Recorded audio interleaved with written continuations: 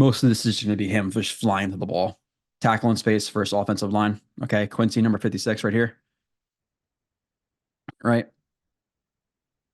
Taking on an offensive lineman in space while also bringing the running back down, evaluating what's going on. Sees the offensive lineman working out to his left. Gears down a little bit, doesn't see the running back going out there, not sure if the run's going inside or outside, sees the running back on a wider track with the offensive lineman trying to get outside leverage. Quincy, good job getting lateral, landing hands inside to create some separation, some knockback on an offensive lineman, which allows him to keep himself free to cross his face, brings down James Cook for a tackle. Not an easy spot for a linebacker to have to shed a block from an offensive lineman in space and bring down a running back. But Quincy is aggressive. Obviously, he's fast as hell. His acceleration right there, like the secondary acceleration, is all really good.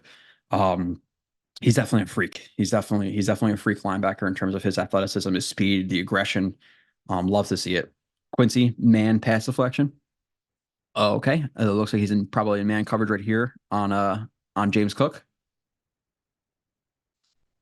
Pretty good job by Quincy there. In terms of, in space, closing down on the route, getting lateral right here, but maintaining nice balance, nice base, doesn't open up too soon, gets two shuffles in to stay over the top.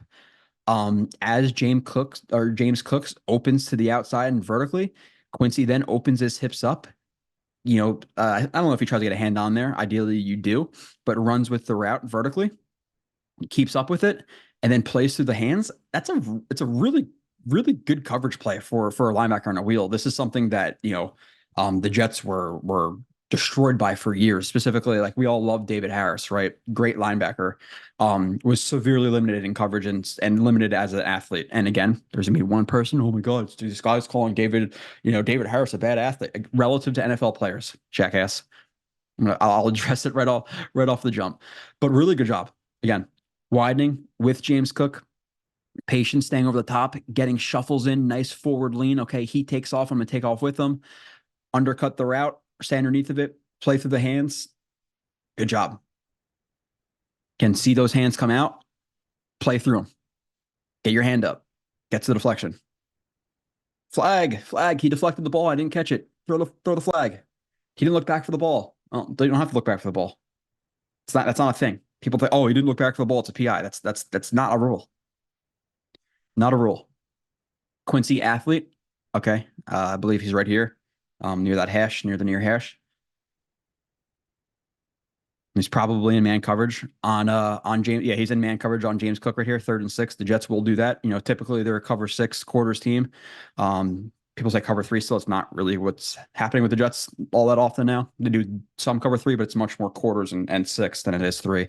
But you have a situation where they're trying to pick Quincy, vertical to clear out.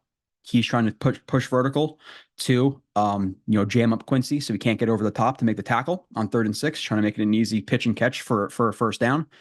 Quincy is aware of that.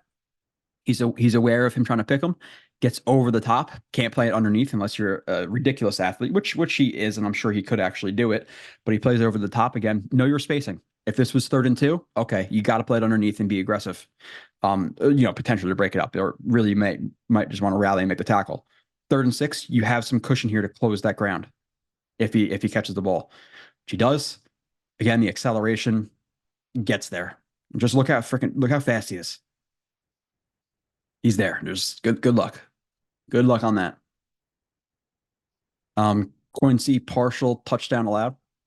Okay, yeah, I literally just talked about this in the sauce review, an hour ago. I'm recording these back to back. But he is, I believe, right here. Believe right there.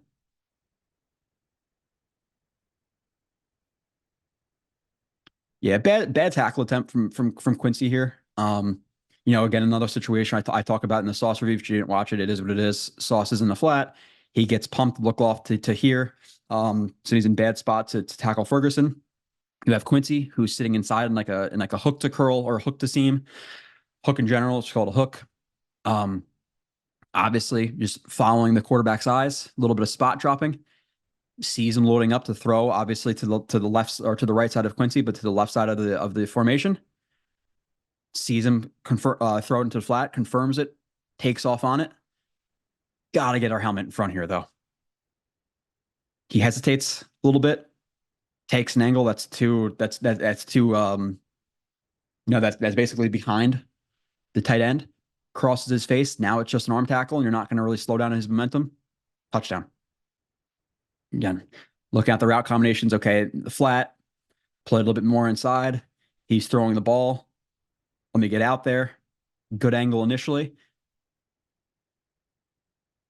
Good angle initially, but hesitates, lets him get in front of him. Touchdown.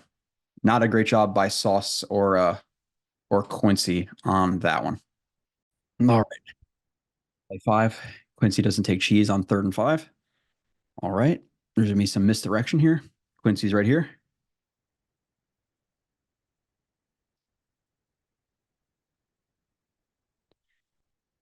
Yeah, again, play deep to short, know where you are, 3rd and 5. Looks like the Jets are in it could be a 4, could be a 6, just based on how this plays out to the top. But towards the bottom of this looks like a more of a quarters. And Quincy is in the hook to seam. He's in the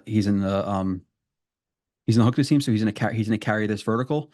And there is the flat here, and a lot of guys may see this and say, okay, I'm gonna pass off that vertical.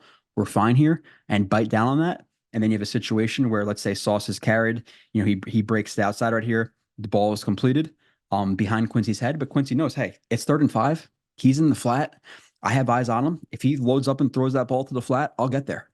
Just a really good job just being patient, knowing the down and distance, knowing how to play this. Again, widening, getting his exit angle there to get wide to play into his zone, carrying it vertical, looking at Prescott, see him throwing into the flat, throws into the flat, confirm. The speed there is just ridiculous. You just the speed there to close down on that is upper tier. You don't really see it a lot. He's definitely a freak. Closes ground, breaks down in space to not overrun it, even though he bobbles the ball, so he could have gotten there, but he doesn't know that. Closes ground. Again, make sure you make the tackle short of the sticks. Now you have a situation where obviously, juggling the ball, leaning, all this stuff, so he tackles them. But the idea of getting into the exit angle, widening, carrying the 2 right there, breaking down, finding Prescott, seeing him throwing the ball, breaking down in space, making the tackle. That's the top-notch play from a linebacker in coverage. That's very, very good play. An area where I think Quincy improved in 23 was a little bit of coverage. And there were still some things, there were still some lapses that will show and stuff from Quincy. But overall, definitely improved. They got him on a bargain, 3-year deal. What was like 18 million, 21, something like that. That's going to be another guy. Hey, in 2 years, you got to resign him too, because Mosley's going to be gone, most likely, right? After, I think when Rodgers is gone, Mosley's gone type of deal. Got to bring back Quincy and JJ and all the core pieces. I think Quincy is a core piece of the linebacking group. Him and Sherwood going forward, we'll see. Quincy missed tackle. Okay, what you're going to see sometimes from him when he plays like a bat out of hell. He's right here. Dumping off into the flat. Goes for the hit, misses the tackle, ends up giving up 3 yards because of it. Not the biggest deal in the world from Quincy. Again, sometimes you're damned if he's not volatile. I'm not going to say he's volatile where he like misses a lot of tackles anymore. He still misses some tackles. I would say his percentage probably went down this year, to my knowledge and remembrance of the season. But you do, obviously in this incident, just bring him down. Bring him down. We're talking about a loss of 4.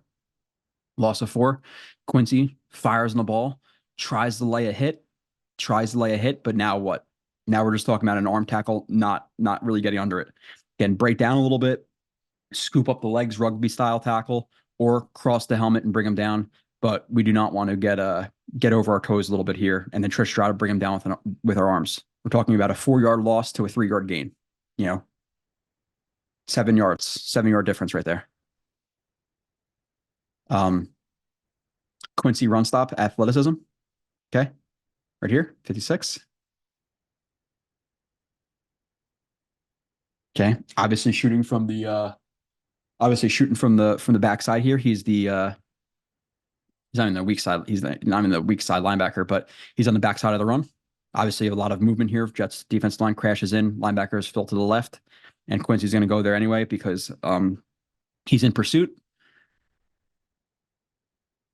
Because he's in pursuit, run going to his left, tracks it, sees it happening, sees the open gap right here.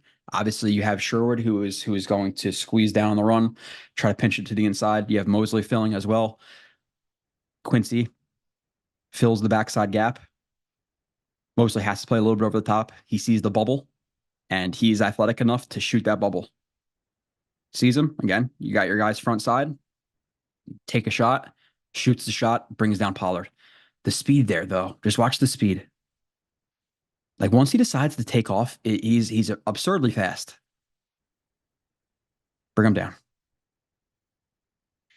Just does not look like you're supposed to be able to move like that, but he does consistently.